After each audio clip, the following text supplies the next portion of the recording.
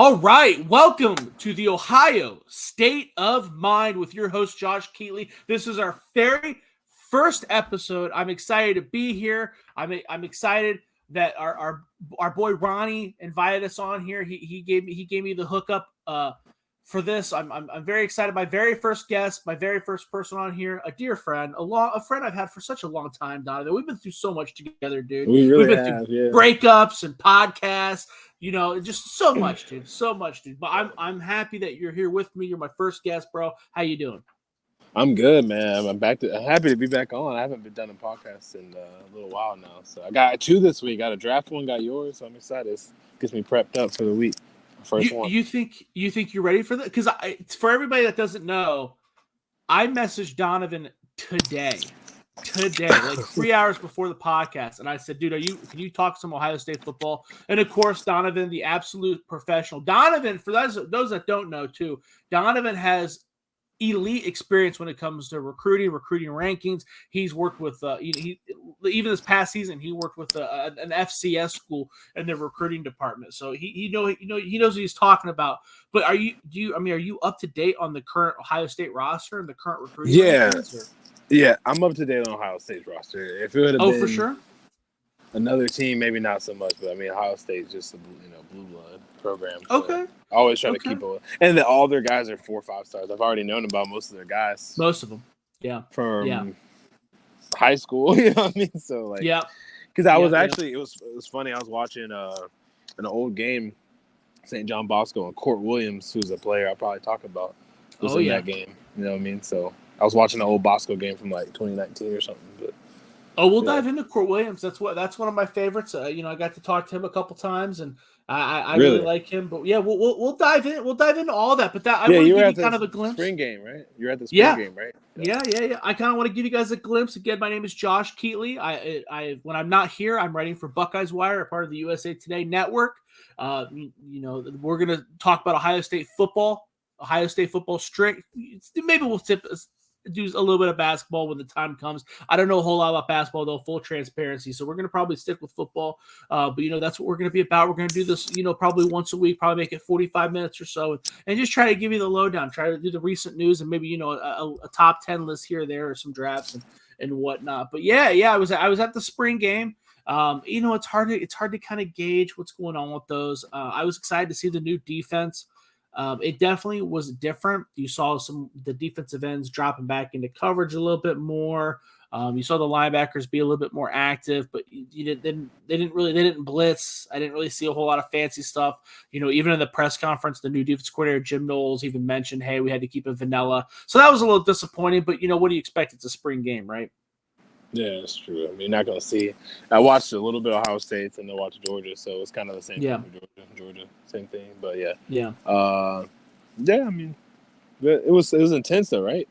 Always it's always pretty packed out at Ohio State spring games. The attendance was like 60,000, 61,000, something like that. So it was good attendance. It was good attendance. Bad. I think one of the higher ends on college football for spring games. There was a lot of people there. It was a little bummed they didn't do the draft. Usually they do like a draft where they, someone will take CJ Stroud, then the next person will take Jackson Smith and Jigba, and they'll kind of go at it. This time it was just the number one offense versus the number one defense, and then everything. They kind of just rotated from there for 3 quarters. But it was okay. You got a glimpse of some guys. There were some. I guess the favorite part was actually seeing the new freshmen come in and seeing what they could do. As you know, I've been covering. My first year covering the Buckeyes was last year for USA Today. Prior to that, I covered the Buckeyes for Scarlet and Game, but that was, years ago. So I'm kind of trying to get back into the recruiting game. So it was kind of cool I've been watching some Devin Brown tape and some CJ Hicks tape and watching those guys in their pads move along and where the Scarlet and Gray was pretty interesting, because it's a lot different when you go from playing college football or high school football in the state of Utah, and then you start slinging it to Jackson Smith and Jigba on a Saturday. So it was it's something you get used to. Devin's a good player though, man. He's really good. I like it. He's got a quick release. Got a cannon arm, but he just throws hard. He throws a good ball. CJ Hicks is gonna be a star.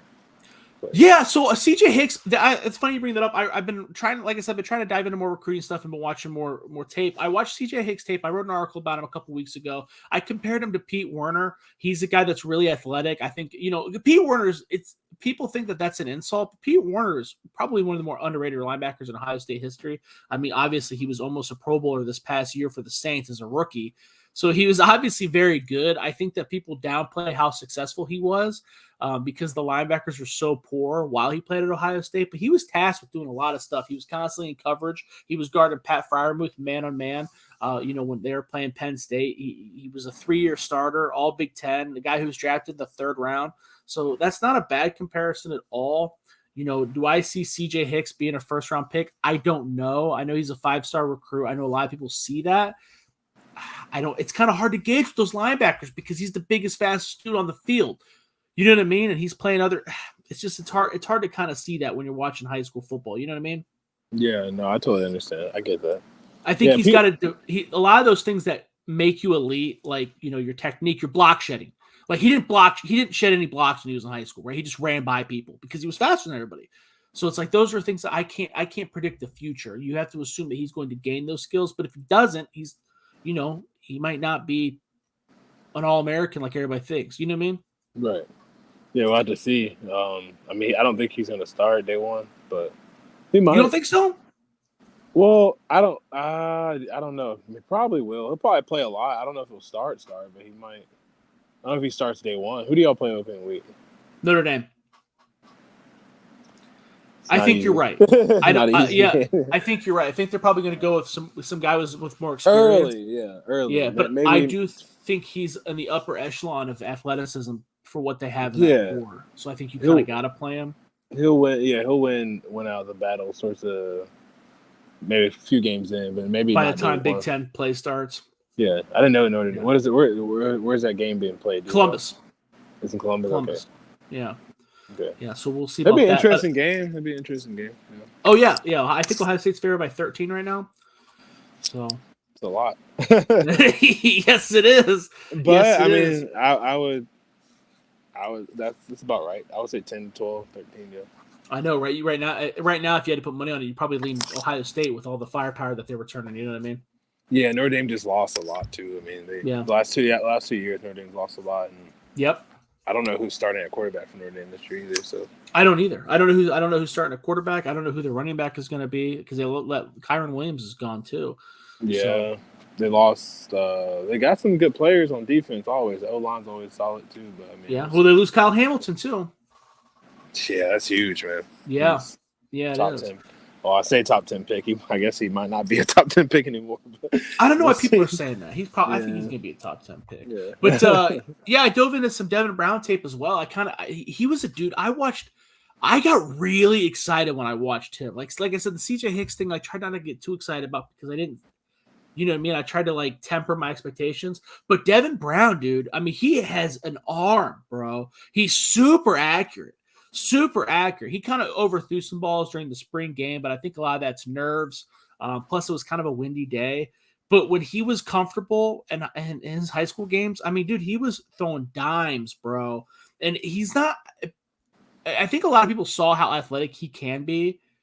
And during the spring game, he busts off a couple runs. But I don't think it's his athleticism that was eye-popping. I think it was his ability to kind of read pressure and utilize – move it within the pocket.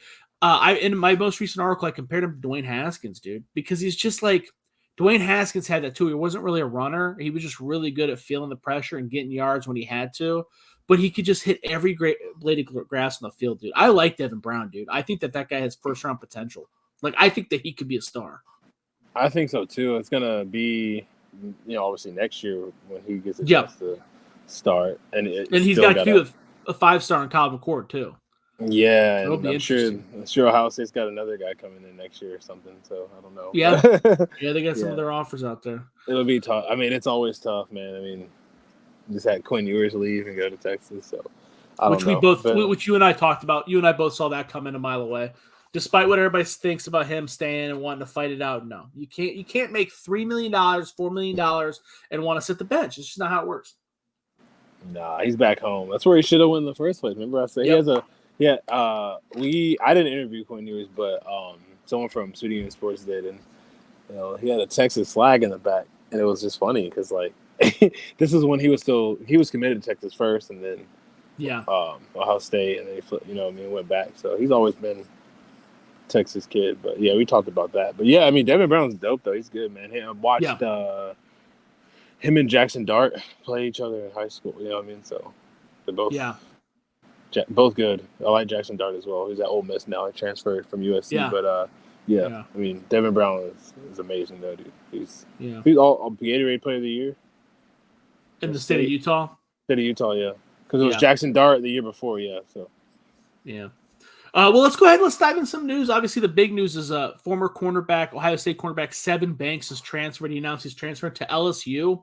I was shocked by this. Sevyn Banks was a guy who started 2 years ago, opposite of Shaun Wade, and he kind of had big expectations. A lot of people had him as a first-round pick going into the season. I disagree with that from the very start, but that's neither here nor there. He really struggled. Didn't even start. I think he only started maybe 2 games all year season long. Kind of got upended by usurped by Denzel Burke early, and Cam Brown, and never really caught back up. I think he kind of fell prey to the NIL stuff, dude. Kind of got lost in the sauce, bro. He was doing autograph signings felt like every weekend at the mall for a while, and then he released an NFT during the first game. I feel like he just kind of got lost in the sauce, bro. But I mean, he got his ass beat a couple times, so I was kind of surprised to see him transfer into LSU. Now, I'm not saying he can't play at LSU. He certainly can, but if it were me and I was getting my ass beat on a weekly basis and couldn't crack the starting lineup, I probably would have downgraded to a lesser conference, like Cincinnati or Iowa State or you know what I mean? Yeah. I mean, I get it. LSU is definitely pretty depleted at that position. So, I mean, maybe he'll get a chance to come in and play. But I don't know if he starts there either because they got a couple freshmen that are really good. And we'll see. That's what I'm saying, yeah. They got Riggs transferred, though, and then they're losing, like, 2 corners. So, I mean, he has a shot. I like Sevyn Banks, though, coming out. Well, he's definitely going to play. They wouldn't I don't think play. That they would bring him Brian down Kelly, there. Yeah. Brian Kelly is definitely playing. He promised them something, but I don't. Just because you start the season doesn't mean you're going to finish the season. And I think LSU has got enough firepower to where if he slips up, they'll put his ass on the bench. You know what I mean? Yeah, they got a good freshman class coming in. And, they always do. He'll have a fresh start with Brian Kelly because I mean it's just Brian Kelly's going to play the best guys. He doesn't have any. He wasn't there before, so he's playing new guys. Whoever he wants to play, he can play. That's kind of how the new coaches roll. So I mean, I get why he transferred to that spot, trying to stay at a big school. But I mean, it could be tough for him. It could work out. It could not. I mean, it's got 50-50. It would have been easier path to go like Cincinnati. I said the same thing about Jamison Williams, and so when we saw how that turned out, that's true. Yeah. True. And then obviously two players have entered the transfer portal. You're going to see a lot of that with spring practices coming to a close. I think they have till May 5th to transfer to be. I think the date is May 5th for them to be enrolled or have their destination picked out to be able to play next season, be eligible next season. So Jacoby Cohen, who is a former 4-star defensive tackle, he was the 13th number. I think he was a top 15 defensive tackle in his recruiting class. He'll have 4 years of eligibility left because of the COVID situation. He was at Ohio State for 2 years. I think he only accrued like 40 snaps, a guy who wasn't going to see the field. And then Sam Wiggles, I don't really know how to pronounce his last name. I apologize. He was a preferred walk-on at wide receiver, a guy who actually saw more snaps than Cohen. I think he had like 6 receptions last year. I know he got to play a little bit against Michigan State during the ass whooping they put on there.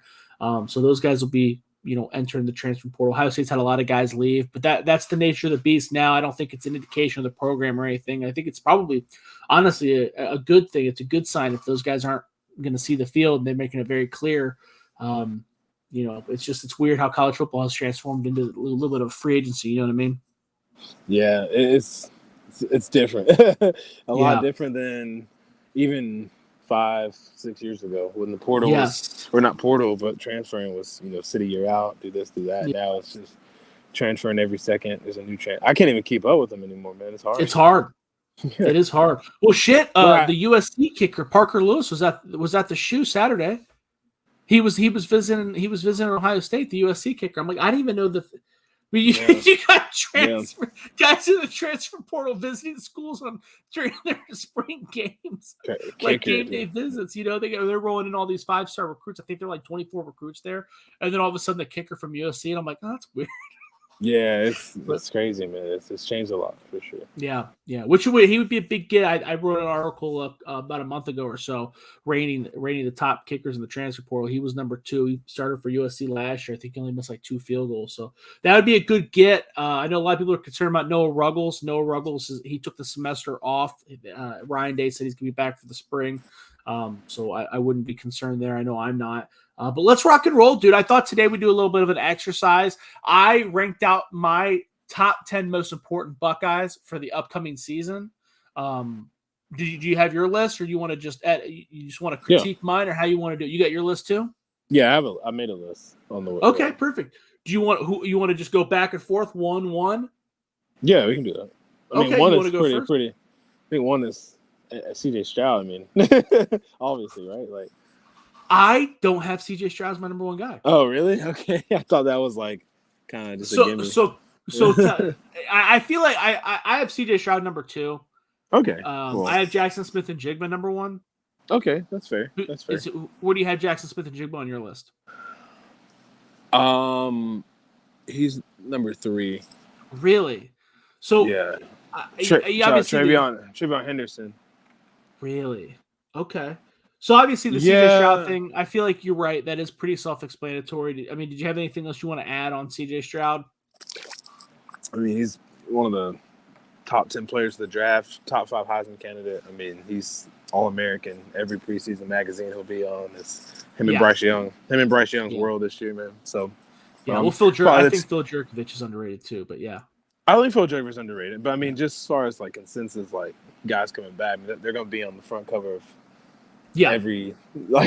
those two at quarterback. There'll be some other, Stetson and some other guys too, but I mean, CJ Stroud is the real deal, man. He's legit. And I think this year too, with everything that's what happened with Dwayne Haskins, rest in peace, by the way. You're like one of the first people I thought of when my dad texted me that link. I was out at a beer festival, and like he texted me that. It was crazy. I was just like, I didn't believe it, because it's like Dwayne Haskins. I saw him. Yeah, like I saw him 2 weeks ago. Oh, you saw him 2 weeks ago? That's crazy, 2 weeks before it happened, yeah. And he was just smiling and having a good time. It was at an autograph signing. Yeah, I mean, I'm not trying to be like that guy to bring that up, but I mean, it's Ohio State podcast. So, but no, I mean, I met him in high school, his mom and his sister, and then I had a chance to interview him again at the College Football Hall of Fame. But I'd never seen him recently, like you, because you're in Ohio. He does a lot of stuff, I'm sure, back in Columbus. But yeah, I mean, this season I was dedicated. Did CJ Stroud had the Haskins jersey on at the spring game? Yeah. Haskins nameplate. Yeah, the nice video of his highlights while he was at Ohio State halftime. They had his initials on the 7-yard line, which was nice. Definitely dedicated this season. He was a legend. There's no debating. 50 touchdowns. Whatever issues that people want to bring up about him as a professional, that's fine. But there's no debating what he did. What he did at Ohio State. I mean, he's one of the greatest quarterbacks in Ohio State history, no doubt. Yeah, for sure. But yeah, I got CJ Stroud. I haven't won. I think, dedicating the season to Haskins, and he'll have a big season. He's got a lot of pressure on him, though, man. It's hard to come in. The only thing I hate is, like, sometimes when those quarterbacks like that have so much pressure on them, injuries happen, or they just press and they're not as good early on. But I don't think that'll happen with CJ Stroud. Personally, I think he'll have a really good season. So I have him at 1. He's got to be healthy for them to go ahead and win a national championship. Because I think I don't have like a top 4 or anything right now, but if I did, I would definitely have Alabama and Georgia and Ohio State in my top 3. But I don't know who the 4th team would be right now, but those would be my top 3. So he's got to be there though for that, so they can make the playoffs. Because last year was a little bit disappointment. I mean, Ohio State expects to make playoffs every year. Good. So yeah, they weren't good last year. They won 11 games. They looked really good in that bowl game. That was a fun bowl game. And then they won them. Kind of. I mean, they let Utah score like 40 points, though. Yeah, that's true. Ohio State was not good last year. Ohio State was not good. Utah might be the 4th team. They're good. They're loaded. Yeah, they're a lot. They got a lot of depth too. I like Utah, but they scare me though because they lose dumb games. But anyway, like Oregon State or something. But but yeah, no, So he's one. 2 is Travian Henderson though. Well, I don't think you're wrong about C.J. Stroud. C.J. Stroud, I brought up Phil Jerkovich and obviously Bryce Young because they're all in the. I think they're all in the same category. I do think that C.J. Stroud's probably going to end the year as the best quarterback in college football. I think he's probably going to be the best quarterback in Ohio State history, and that's coming from a guy who wrote an article last year talking about how C.J. Stroud should be benched because I wanted to see what Quinn Ewers had. Yeah. Okay, I'm telling you because C.J. he did not have the best season to start out with. He really struggled on rollouts and stuff like when he was throwing the ball moving. He threw a lot of high balls, but he cleaned that up. He cleaned that up after he sat down for the Akron game. He came back. He was a different guy. I don't know if he was hurt. I don't know what the situation was. Well, he was obviously hurt because they talked about it, but he must have been hurt worse than he was letting on. But he's like a new person. I saw him, I saw him slinging the ball at the spring game and, before the game started and, practicing, and he just looks like a new guy. It looks like he's put on some muscle. I just feel like he looks like he's throwing the ball better on the move as well, too. And again, it's kind of hard to tell. It's a spring game. But he was running around throwing the ball and it looked good, so I'm with you. I have Jackson Smith-Njigba as my number one. I think he's the best wide receiver in college football by far. I think he may be the best wide receiver in Ohio State history. I mean, he was the best. Hey, I think he was arguably the best wide receiver in Ohio State's team last year, and that was a team that had 2 first-round picks. I think that Jackson Smith-Njigba was a big reason why Jamison Williams transferred, and that's another guy who's a first-round pick. I think we saw a glimpse of what Jackson Smith-Njigba can do when he is the lone guy, and that was over 300 yards receiving against Utah in the Rose Bowl, and that was with double teams and bracket coverage and everybody staring at him, and he still did that. I think he's special. I think he's a different kind of special. I don't think I can't think of any other wide receiver in college football that's even close to being on his level. Maybe Bote out of LSU. That guy's pretty good. Yeah, he's nasty, dude. I like but Jackson Smith-Njigba still on. He's proven. He's fast. He's big. You can play him in the slot. You can play him at the X. You can play. You can put him in motion. You hand the ball off to him. He does a lot for your offense.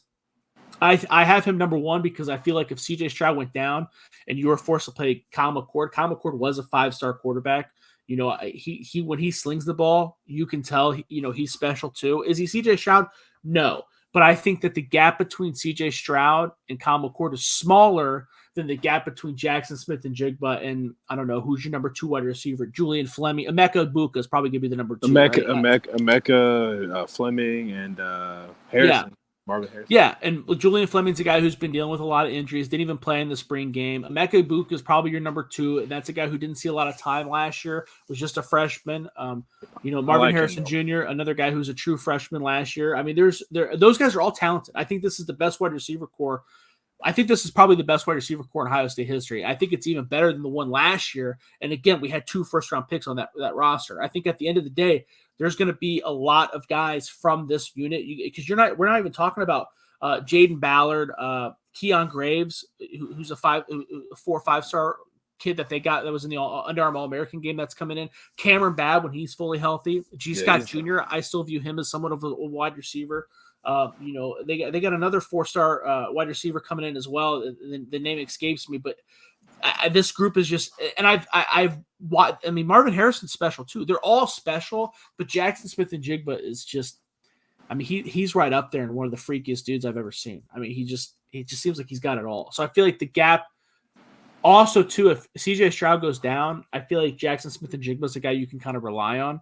But if Jackson Smith-Njigba goes down, man, you're expecting a lot out of those freshmen to step up, but I think those guys are probably interchangeable. I'm not going to disagree with you too much there. You know what I mean? Yeah. I think, I agree with that. I want to put Henderson up there, so I think they're going to have to be able to run the football. So you got Travian Henderson number 2? I do. Okay. Big fan of his. I just feel like they're going to have to,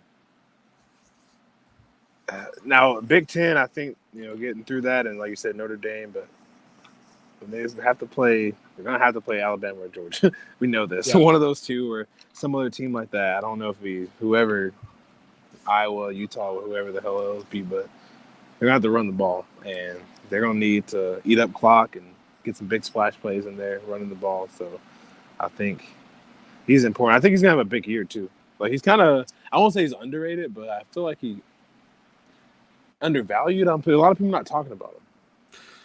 Yeah, I agree with that. I don't have a problem with that. He's number 7 on my list, but I see what you're saying. You know, I think that perhaps I'm undervaluing. Maybe I'm undervaluing because I don't see that the gap between him and a guy like Mayan Williams. Mayan Williams isn't as explosive or smooth as Travian Henderson. Isn't going to break the tackles. Travian Henderson isn't. You know, I don't think Mayan Williams is going to bust a 90-yard run. He's much more of a downhill runner. You know, he kind of gets what he gets. He's going to pop off a 25-yarder and that's it. But I feel like he's good. I feel like you can run an offense. You can run an offense with that. Same with Evan Pryor. Evan Pryor, he's got some real juice. That was a former 4-star recruit. He showed that in the spring game. I don't feel like the offense would be lost without Travian Henderson. That's why I have him at number 7. But I mean, you're right. You know, he's great. I mean, he was all Big Ten last year, so you know, the sky's the limit. I think he'll be All-American this year. I could see it. Yeah, I could see it. Especially with, I mean, you just named like 4 or 5 receivers. Yeah. You can't cover everybody on that team. How's going to have some 50, 60, 70-point games this year when they play, especially teams like, I mean, I'm not going to call any other team out. You know, just teams that are average Big Ten teams. So I think they're going to have like the 60, 70-point games. Yeah. Ryan Day, and they'll score a lot of points. And, hey, he scores a lot. So, yeah, I got him 2. I got Jackson 3. So I had Paris Johnson Jr. number 3. Okay, he's number 4 for me. He's number 4? Okay, so we're pretty close there. Yeah, I think Paris Stroud, they're going to, you know, I've heard some people compare him to like Orlando Pace. I think that's a little insane. But this is a guy, I think he is going to be he's going to be right up there in the first round draft pick conversation. He's probably going to be on it's very likely that he's going to end the season as an All-American, the first rounder, maybe the first offensive tackle off the board. You're talking about, you know, a former 5-star recruit who's lived up to the hype, was a guard last year, played very well. He kind of struggled. He didn't really struggle in the spring game.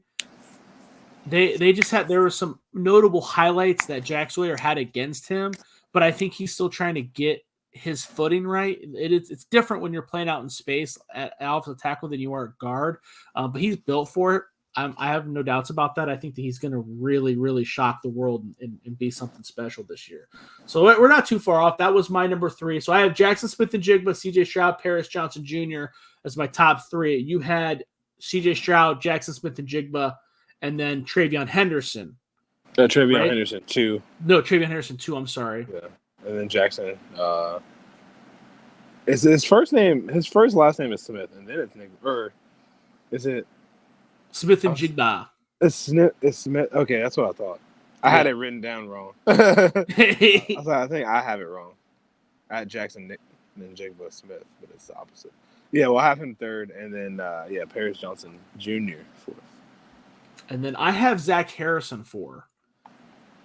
Okay, I have Jack Sawyer 5. Really? Oh, yeah, I have him 5. Sorry, not 4. Who? I think Jack Sawyer. Do you have Zach Harrison in your top 10? Yeah. We have him at. You have him number 6? We're not too far off. I think a lot of people are kind of down on Zach Harrison because he's been so disappointing. He was a 5-star kid. Not only a 5-star, but when you're a 5-star from Ohio, people expect big things from you at Ohio State. And he was really good at the Under Armour practices too. He was supposed to be the next Chase Young, and he hasn't really lived up to that. I think he's really good. He underwhelmed me last year. I thought last year was going to be his breakout, and it didn't happen. I don't know if he's going to break out, but I think he's going to be a very good player. I still think he's going to be the top defensive end for billing. I know that everybody's psyched about the Jack Sawyer, JT Tuimoloau, but I do think Zach Harrison's better than people think. I think he's big, he's strong, he's fast. I think that when the season comes to, I think it wouldn't be crazy for him to play that Jack spot where Knowles is moving him around, but we'll see. And then you had Paris Johnson 4? Yeah. And then who'd you have 5? Jack Sawyer 5. Oh, that's right. And I didn't have Jack Sawyer in my top 10. Really? I didn't have him in my top 10.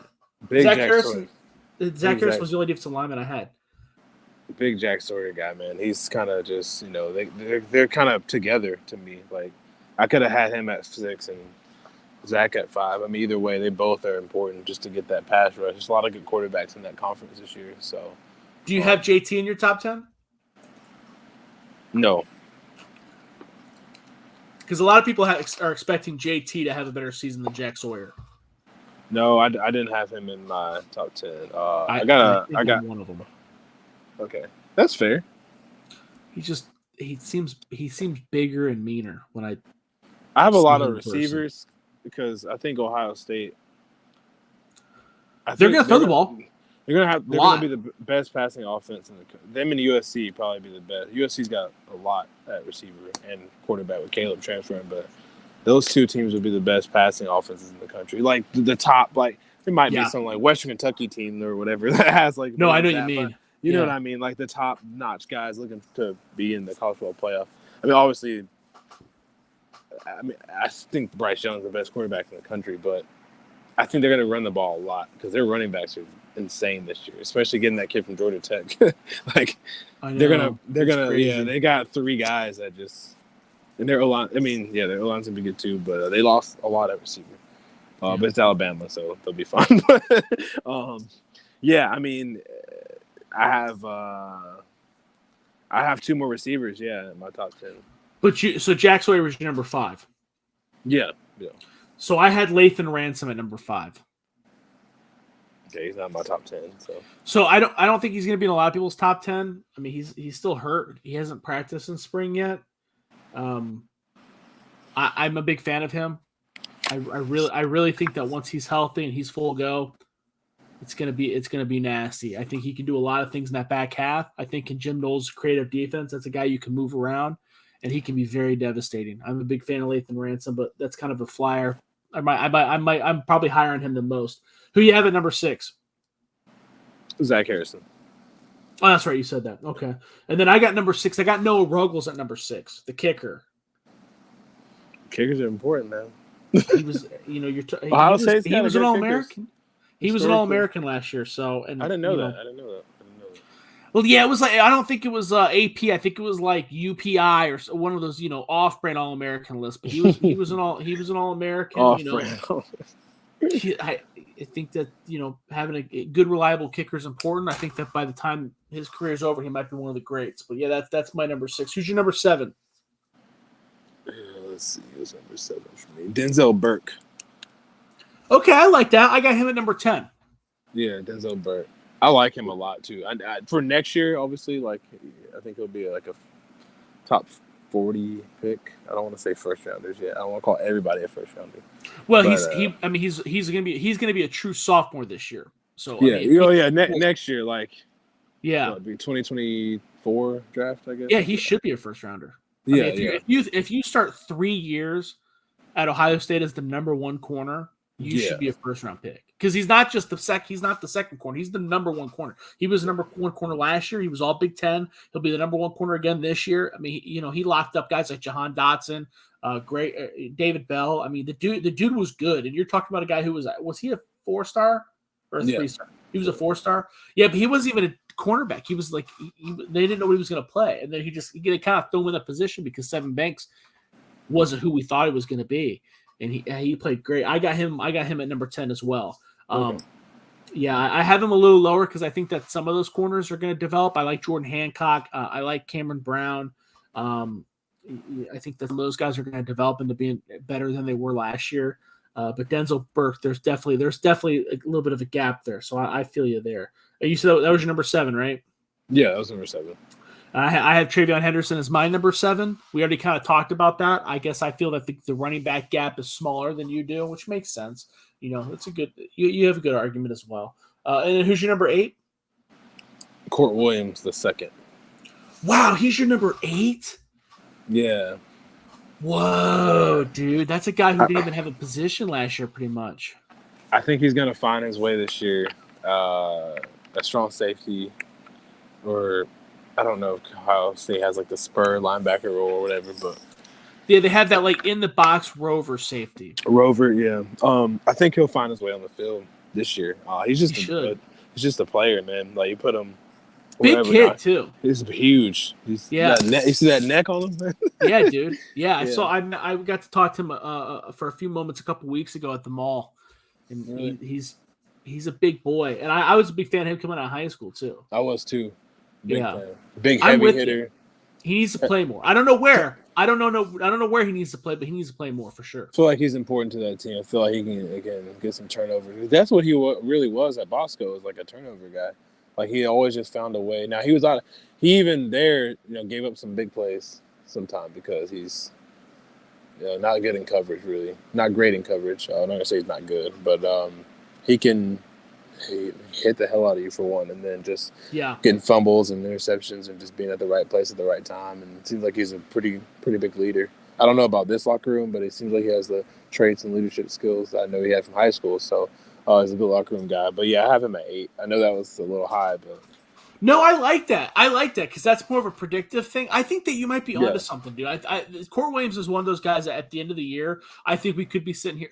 It would not surprise me if we talked about him being a first-round pick. Like it wouldn't shock me if he comes out of nowhere and you're like, whoa, dude, like that guy. Kind of like what Darren Lee did. He's like on my I don't really have an all-emerging team like Bill does, but he's on my just all-watch team, like some guy that no one talks about. Stats weren't there. Didn't start really. Didn't get a lot of PT, but can burst on the scene and be a top 50 pick. And this defense kind of fits him well too, because Jim Knowles, he's used to putting the best athletes. It's not really about the problem with their defense the last couple of years is that they were so locked into, okay, we need this specific skill set to play this specific position. Jim Knowles doesn't really do that. He's like, okay, I need are you a good athlete? Then I'll put you on the field. And Court Williams is a good athlete. He's a damn good athlete. And like you said, he'll find a space for him.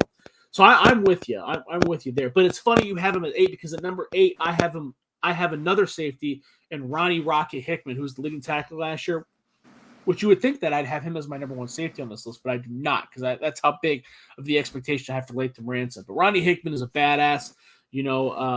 He's been dealing with some injuries, but he did practice during the spring. Jim Knowles did talk about him. He talked about how good he was, and it talks about how he's got big plans for him. So I believe that. I think that Ronnie Hickman's a very good player, and I think that he's going to build off of his leading tackler season last year. Okay, that's their number 8, you said, or 9? That's my number 8. 8, okay. I had Court Williams second at 8. Okay, 9. Who do I have at 9? Oh, Marvin Harrison Jr. Wow. So you believe he's going to be the number 2 wide receiver then? Yeah, I do. I think Fleming would be 3rd. So you got Marvin Harrison over Fleming and Emeka Egbuka. Yeah. I guess. His route running I like a lot, and just his hands. And I don't have an issue with it. I think that you're wrong. I think it's going to be Emeka Egbuka and then Julian Fleming, because that's what we saw. That's what we saw last year in the Rose Bowl when Olave and Wilson sat out. But I see what you're saying. Harrison is special. And he had a more statistically pleasant Rose Bowl than Julian Fleming anyway. So what you're saying isn't wrong. And he is built different. He's built like a true. He's kind of the only one on the roster too that's built like that true number 1 X physical, like beat you off the line kind of receiver. Does that make sense? Mm-hmm. Yeah. So I could. It wouldn't surprise me. I think I would bet against you. I think you're wrong, but it wouldn't surprise me if you were right. Projecting wise, Emeka would be 2nd, and I'd say Fleming. I'm a huge Julian Fleming fan. He hasn't lived I know you were. Yeah, I know you were. I really hope it's him at 2. And he breaks out, man. But it's just, I don't know. We'll see. He just been dealing with so many injuries, dude. Yeah, he was hurt again this spring. See, I have him at 10, by the way. But damn, you got him in your top 10 still? Yeah, I do. I could have put Emeka. He was my 11th player, so I had 4 wide receivers. All right, okay. Let me do my 9. Then we'll get to Julian Fleming talk. Oh, sorry, my bad. Yeah. my number 9 is Dejuan Jones, the other offensive tackle. Dejuan Jones had a very good year last year. He was all Big Ten. I think he could elevate that, become all American. You're talking about a guy who's just a mammoth person. I think you got 2 big ass good bookends on this offensive line. And I think that if this offense is going to meet its peak, both Paris Johnson Jr. and Dejuan Jones need to play. They're going to be vital. The guys on the interior, you got Luke Whippler, who's very good. You got Matthew Jones, who's very good. You got oh my gosh, Donovan Jackson, who's very good. But a lot of those guys, I think that it's really going to hinge upon Paris Johnson Jr., which everybody knows that. And then Dejuan Jones is going to be that other X factor, kind of like we saw with Nicholas Petit-Frere, who kind of entered that first round conversation. I expect Dejuan Jones to kind of be in that same conversation. But anyways, you number 10 is Julian Fleming. Yeah. I could see that. See, that's who I'm expecting to. I'm expecting Julian Fleming to start. But a lot of that's built off of you and I talking when he was originally recruited. I remember when he committed to Ohio State, and you were like, "Josh, dude, this guy's the next OBJ." And that's so a lot of my hope and hype for Julian Fleming is built on. He's explosive, dude. He's very explosive. Yeah. He's not as fast as OBJ, but I still see a lot. I think he is, though, dude. I mean, he's special, man. Talent. He's been hurt, and you got to think. I mean, he's going up against two first-round receivers. Chris Olave and Garrett Wilson are like amazing, dude. They're first-round receivers, especially Olave. I mean, I like Olave a little bit better than Garrett Wilson personally. But really, that's funny. We're opposite. That's a whole nother. It's a whole nother. It's a whole nother debate. He's right up there. Jackson's a first-round pick too, and then for sure. I mean, it's just hard. He's been behind those guys for 2 years. I think he would have saw a lot more time last year, but he's been dealing with injuries so frequently. But he's very explosive in and out of his cuts and stuff. And you saw that in the Rose Bowl. You see glimpses of him being a number one wide receiver. He's not out of place. I thought he was going to transfer, honestly, back to Penn State because that's where I thought he was going to go. Because I mean, it was always like between. But I'm happy he can play. I think he can play. I don't think it's a question of like Seven Banks is transferring because he can't play. He can't play at Ohio State. He's not going to see the field at Ohio State. He's flat out not. He's fallen too far on the depth chart. But Julian Fleming, I don't think he needs a transfer. The only reason he's not playing or seeing the time that he wants is because he's hurt. Because he started in the Rose Bowl. He's a good player. I mean, I think everybody knows that. He just is always fucking hurt, dude. Yeah. Always hurt, man. Kind of like, I mean, OBJ, but OBJ towards the end of his career, not early. Yeah. I mean, OBJ didn't miss too many games in the beginning of his career, but yeah. I mean, I hope he can stay healthy this year, man, because I like Fleming a lot. You know, like you said before, I compared him to some of the greats. So he's nasty, man. I don't think you're wrong. Like he's not in my top 10. Like Marvin Harrison, when you had Court Williams and Marvin Harrison Jr. I don't. Those are Court Williams. I don't have an issue with because I also have a lot of hype for him, and I think that he can. But that's a pure projection base, right? We've Court Williams. We haven't seen it yet. Marvin Harrison Jr. Again, that's a pure projection. Julian Fleming. We've seen him. He started in the Rose Bowl. We've seen flashes of him being a badass. You know, I don't have any issue with it. I think that last spring too. When Jameson Williams decided to transfer, I don't think it was just because of Jackson Smith and Jigba being a badass. I think Julian Fleming, when he plays, when he practices, you go, wow. Like, I bet he was scared of him too. Like, he's just good. He is good. There's no denying it. So that would not surprise me, not one bit. That would be who I think if the Mecca Ibuka is probably going to edge him out because he's just Mecca Ibuka is just so fast and so quick. It's hard to envision him not getting the ball a lot, but Julian Fleming is very explosive. He's way more explosive and better than people want to give him credit for because he's always hurt. So I'm with you. I don't think that's a bad one at all. Yeah, that was your number 10. Yeah, that was my number 10. And then my number 10 is Denzel Burke, which we kind of already talked about because you had him at 7. Yeah, you had him at 7. Like you said, like we talked about. Denzel Burke is by far the best corner on the team. A lot of the guys behind him, I don't think there's a huge gap, but I think there is a gap, and a lot of that the gap is, you got a lot of guys that are raw. I got a lot of faith in Jordan Hancock. I think Jordan Hancock's very good. I think he can develop into something special, but that's not here yet. And he's not starting either. Cam Brown's the other starter. So yeah, Cam Brown, I like him too. He's solid. Yeah. But yeah, Denzel Burke is I feel like I should have had him higher now, but yeah. No, you had him higher than me. So oh yeah, that's true. Yeah, that's interesting. So I had 1, 2, 3, 4, 5. So mine was pretty split down the middle. I had 5 offensive guys, 4 defensive guys, and a special teams guy. Let's see, 1, 2, 3, 4. I had 4 defensive guys. Yeah, so that's 3 receivers. So that's pretty interesting that we're kind of more split. You would think that there'd be, I don't know, with a team that relied so heavily on the offense last year. I guess I was expecting it to be more offensive guys, but I guess that makes sense. And they got to stop somebody this year though, because that was the problem. Yeah, I think that's the thing. Especially, I mean, you know what it all comes down to. I know for every Ohio State fan, it's the Michigan game. So I mean, they're bad. Ohio State was just bad last year. Michigan. I mean, I hate to say it, but Michigan's going to be pretty good this year. I think. Oh yeah, for sure. They lose Aiden Hutchinson and they lose David Ajabo, and those guys are very, very good. And Dax Hill. He lost a running back too, though. But Hassan Haskins, I don't think he was any good. I think he just. What? I think Hassan Haskins. He's really good, man. I think Hassan Haskins is average. I think he had a hell of a game against Ohio State because every dog has their day. But Kenneth Walker, you could have 10 dudes in the box against Kenneth Walker, and he's finding the seam. Somehow he's finding the seam, and he's running over 8 dudes, and then he's blowing down, and he's outrunning cornerbacks. Hassan Haskins is a big, powerful downhill runner, but he was very much in the mold of. I don't know. I mean, I kind of described him the same way I described Mayan Williams. I think he's better than Mayan Williams, but I mean, I don't think he's worlds better than. Is he better than Trey Sermon? Is he better than Trey Sermon? No, I like Trey Sermon a lot. You know that. That's why I'm asking, right? No, I rather have Trey Sermon. Yeah, and I would too. Like no doubt in my mind. So. And Trey Sermon wasn't an All-American. He was a very good back. I remember I saw somebody with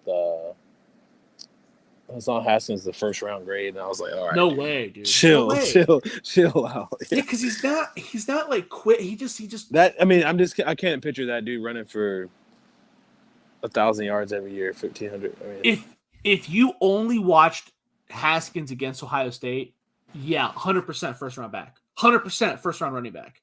But he played like 10 other games. You know what I mean? Like, I think he only eclipsed 100 yards like twice. Like, you know what I mean? I think, right? Yeah. Because remember, that was a running back by committee. And then the freshman running back got hurt before he played Ohio State. I was going to say, dude, Donovan Edwards is going to be nasty. Yeah. The only thing those guys have to figure out is the edge rushers. I don't know if they're going to be able to get as much. You can't really just replace. That's what you can't replace that. You don't just replace Aiden Hutchinson like that. Michigan's not that program like Alabama, Ohio State, where they can just replace guys. Like no one can replace those guys. That's what I'm saying. I'm not bashing. No, Ohio State can replace anyone. I guess they replace Bosa with Bosa and Chase Young. I mean, that ended right. That was kind of lucky, right? Like. You're not going to get. Yeah, you got lucky with brothers. You got lucky with brothers too. I mean, exactly right. But that's what I'm saying about Haskins, right? Like Haskins isn't irreplaceable. Donovan Edwards, he's better. Yeah, for sure. Yeah. Obviously, it comes down to JJ versus Cade at quarterback. Well, yeah, and they do have to. Well, and I've always, and I'll fight for this forever. I've told Bill and Eric and whoever.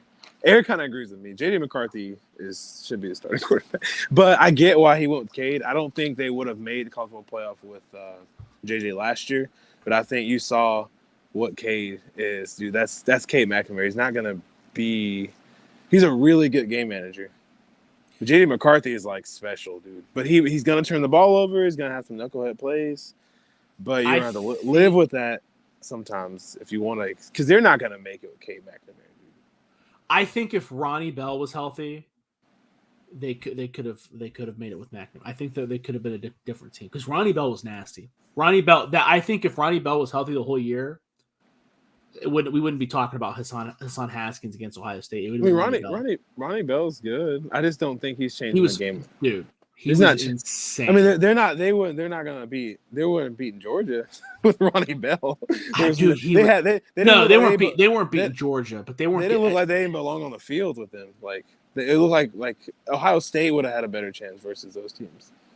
Well, I hate being that guy, but it's like they got not lucky because I can't call that game lucky, but they win that game. I get it. They beat Ohio State, but they beat the shit out of Ohio State. Michigan did. Michigan. That's the thing. I don't think Michigan was more talented than Ohio State. I don't even think Michigan was more talented than Iowa. I think that Michigan they were.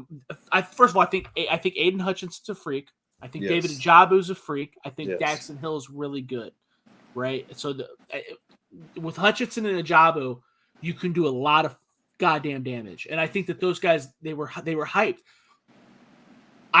You can't, if you blow your wad twice in a row, you've already gone above and beyond what you should have done, right? Twice in a row, it was a no-brainer. I put money on Georgia. It was a no-brainer. You can't do that. You can't. A lot of people picked Michigan, man. Remember, a lot of people picked Michigan. I mean, how long can you floor it? How long can you put your foot on the pedal for? You know, they were hot. They were the hottest team in the country. I mean, people had them at number one, man. But there's a difference between and I get that they deserve to be. They deserve to be in the playoffs. All that stuff. I'm not. They did. I'm not diminishing anything they did. It's just you could see where it was coming to. Everything was falling into place for them, right? It was just kind of like they just blew their wad. You just can't expect. How many times can you get? I don't want to call them lucky. They weren't lucky. They were very good, but you can't. But overachieved. Exactly, and that runs out. That shit runs out because they were not a top 25 team preseason. So I mean, they overachieved for sure. You could see it. You could see it. I mean, who was the Jamari Sawyer? Jamari Sawyer, the left tackle for Georgia, who's not going to play tackle in the NFL. He's going to play guard, probably, and he's very good. He's probably going to be drafted within the first 3 rounds, but he's going to play guard, right? And Aiden Hutchinson is going to be probably a top 5 pick. And Jamari Sawyer ruined Aiden Hutchinson's day. Both those guys. A kid on the other side too. Ajabu, yeah. Well, no, because once Hutchinson moved to the other side, he was in the second half. He started to do okay.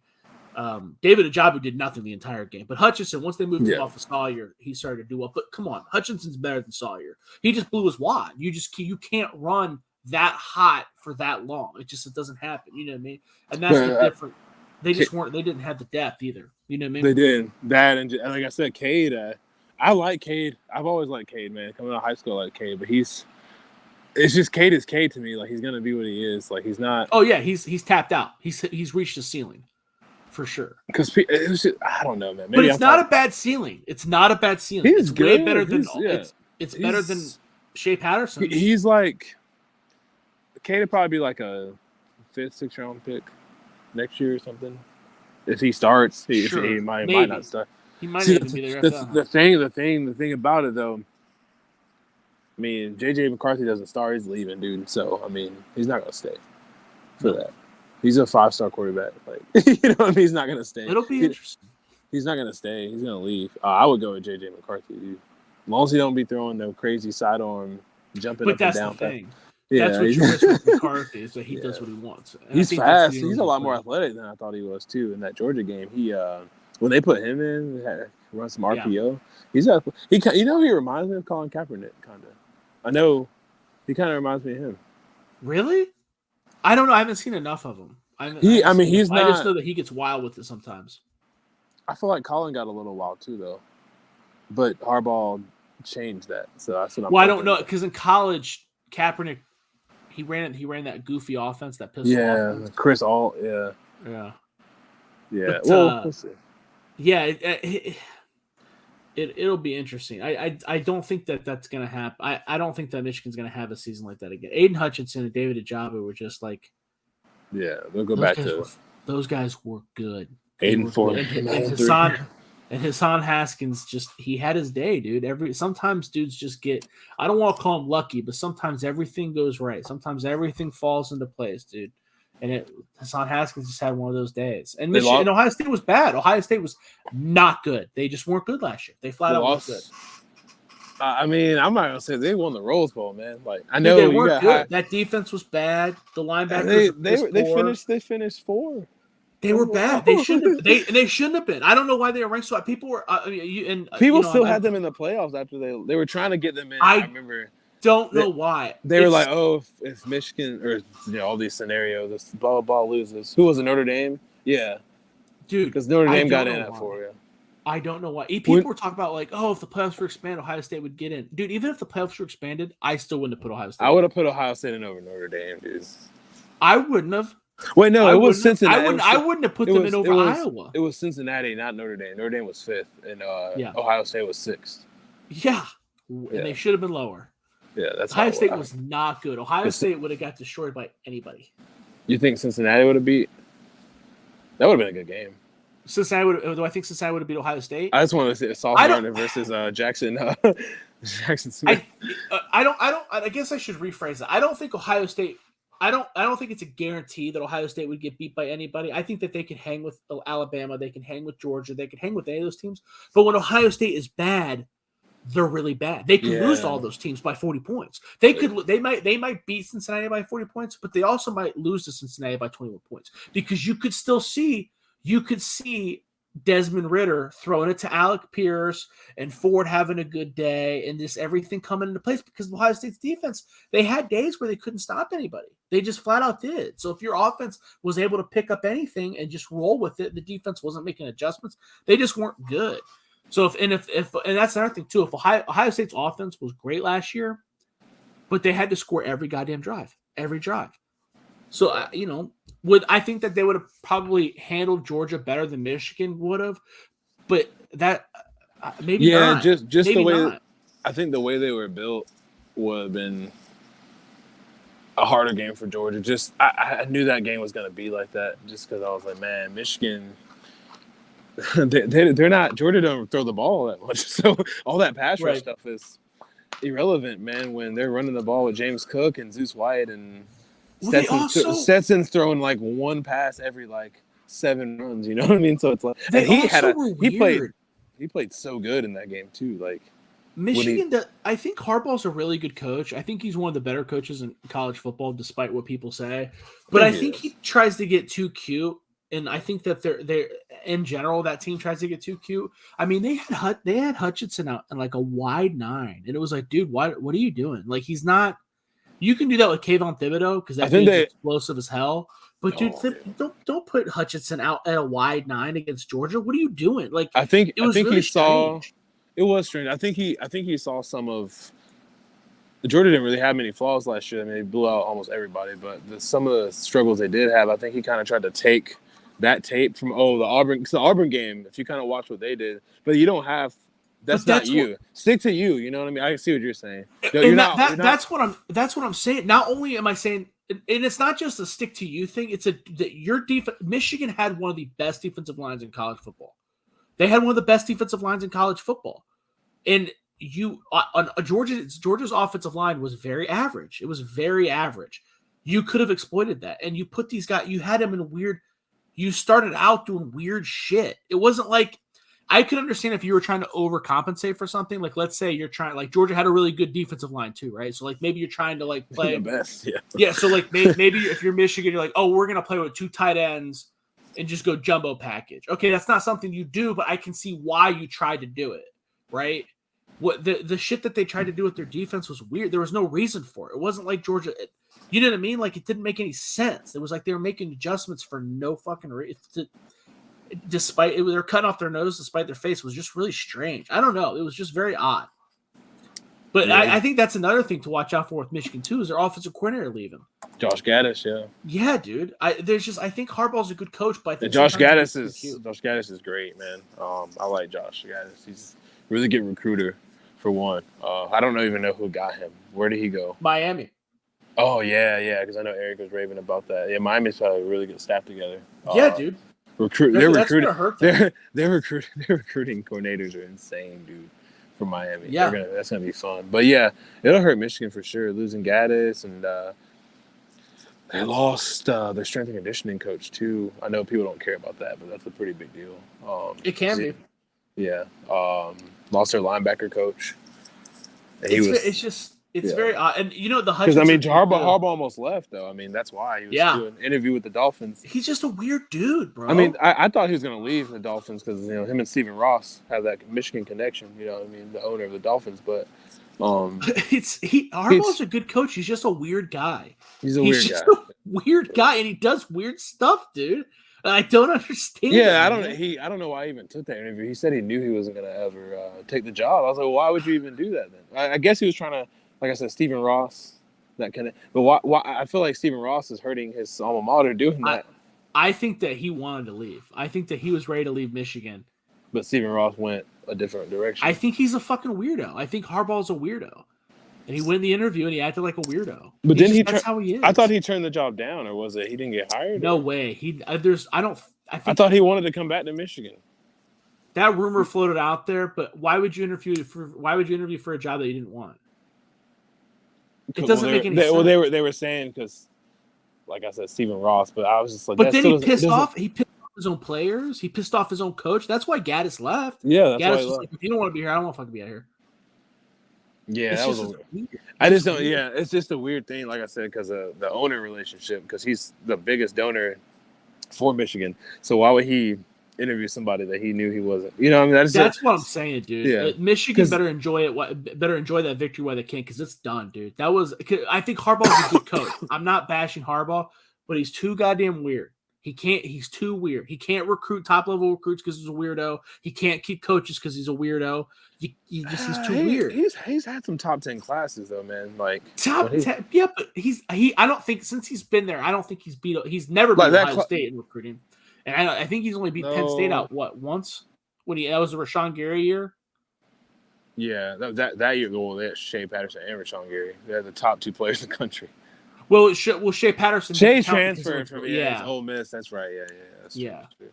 Well, those were the top two players in class. But yeah, that wasn't a Michigan guy. But yeah, excuse me. Yeah, I mean, because he might have beat. They might beat Penn State more than that. I don't know. I haven't get a look. His classes have fallen off, but he does some weird recruiting.